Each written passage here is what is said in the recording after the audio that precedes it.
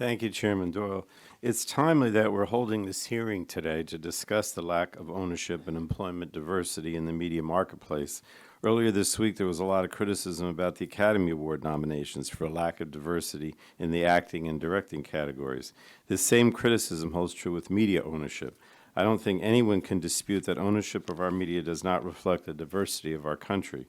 The numbers are clear and alarming. While women and people of color make up over 50% of our population, broadcast ownership by them hovers around 10%, and we have to do better. Representation matters because the people behind the scenes influence the program that we see and hear, and that programming plays a critical role in our democratic process in influencing people's perspectives. In the early days of broadcasting, it was virtually impossible for women and people of color to hold media outlets. Today, the opportunities are not impossible, but they're still very limited. Women and people of color can still face discrimination when it comes to accessing capital, and as a result, we're far more likely to see consolidation than diversity when an outlet is sold. And while I would hope large media companies would reflect the diversity of the communities they serve, women and people of color are unfortunately underrepresented in their executive suites.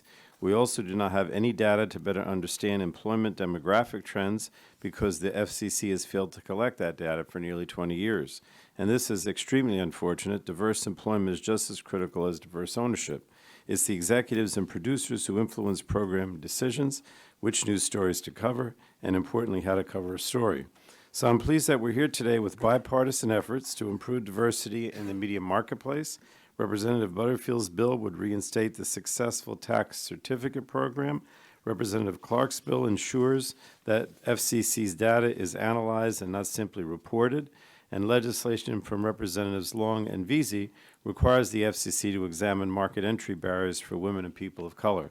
I commend these members for their leadership. It's imperative that Congress, the FCC, and all interested stakeholders work together to help bring more diversity to our nation's media ownership.